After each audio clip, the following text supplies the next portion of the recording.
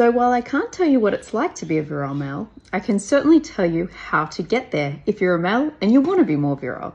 So let's get straight to it. There are a couple of really important things that we require to be going on in the body in order to set up the situation in which we're able to produce healthy hormones, sperm production, and of course, the other things that come with being a male, like having muscle mass, etc., etc. So let's get started. First thing is we need insulin. We need to have enough sensitivity with our insulin to be able to do all the jobs that insulin's going to do. And one of those is the production of endogenous cholesterol in the body. And I'll explain why that's important in a minute.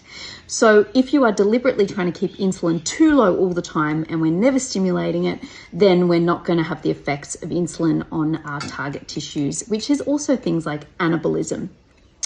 Now, where does cholesterol come in here? So when we want to produce cholesterol, we do require anabolic hormones like insulin. Cholesterol is important because it is the precursor molecule to not only our stress hormones like cortisol, and of course our aldosterone is involved in stress as well, but of course our blood pressure, but of course our sex hormone production. Now, what's really important to understand here is if you are deliberately avoiding cholesterol or you're on something like a statin, you are going to have lower cholesterol levels in the body. Now, what does this mean if you are in a high stress state and you're requiring a lot of cortisol in the body to be produced, and or a situation in which your blood pressure is not regulated and you have, for example, low blood pressure all the time? Your body is obviously going to choose living for another day than it is over procreation.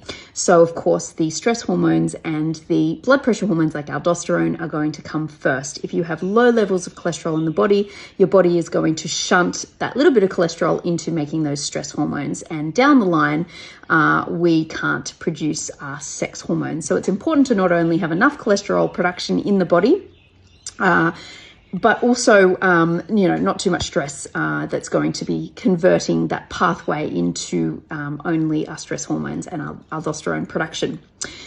So as I said, it's not only just important to be able to produce cholesterol in the body appropriately via the use of things like insulin, but also we need to be able to get enough of that cholesterol through our diet and be able to support that cholesterol production system for obvious reasons.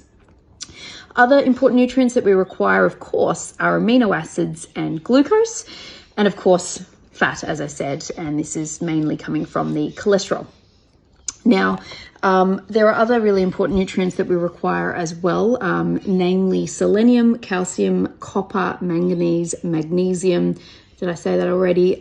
Sodium, potassium, and zinc.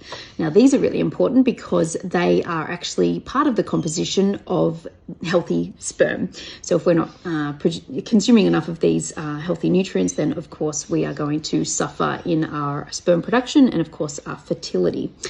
A lot of hormones, as I said, are actually made using amino acids and glucose along with things like cholesterol. So it's important to get these from our diet as well.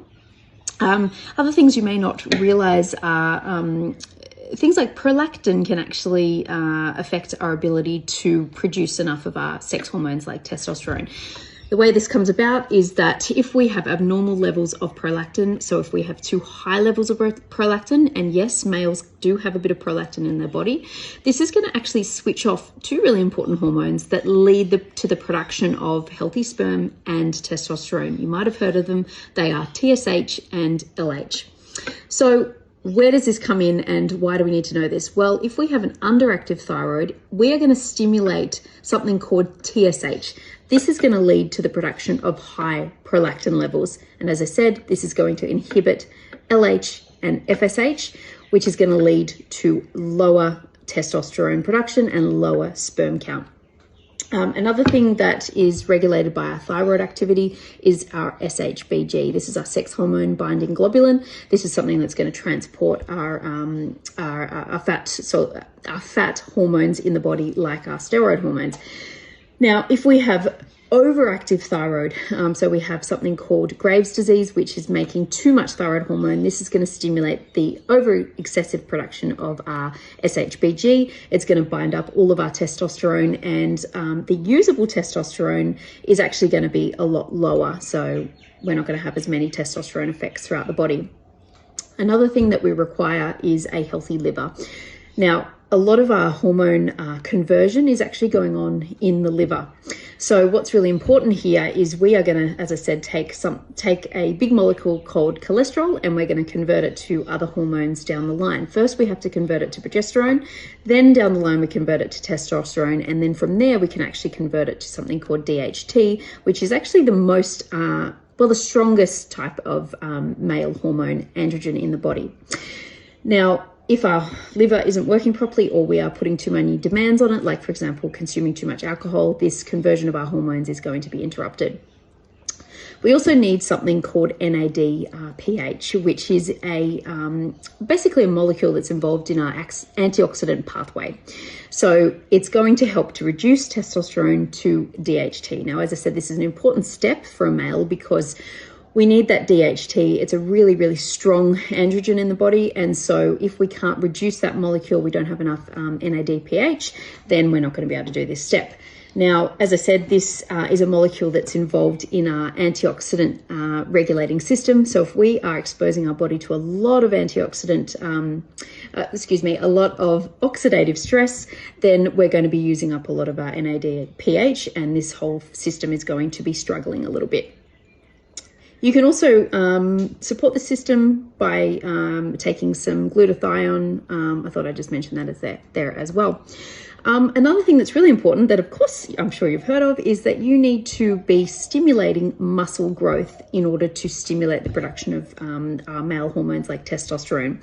The reason this works is that in order to produce muscle tissue, we actually require testosterone and our growth hormone to actually do this. So if we stimulate the body to say, hang on a minute, we need to produce more muscle tissue. So in order to do that, we need to stimulate a high production of these male hormones.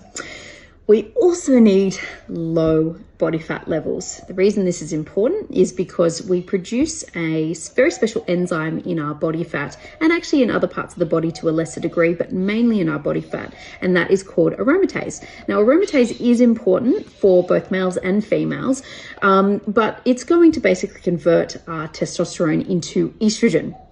Now, we want a little bit of this to happen, but we don't want too much of this to happen. So if you imagine you have a whole lot of body fat, you're going to have more aromatase enzyme, and more of your beautiful testosterone that you really need for obvious reasons, like I said, is going to get converted into more female hormones like estrogen. Last but not least, you need to use it or lose it. The reason for this is if you are, how do I say this delicately? If you are getting rid of sperm out of the body, this is going to signal a feedback mechanism in the body. So basically, if we have low levels of sperm, we are going to inhibit a hormone called inhibin. This is going to trigger the release of more follicle stimulating hormone and luteinizing hormone.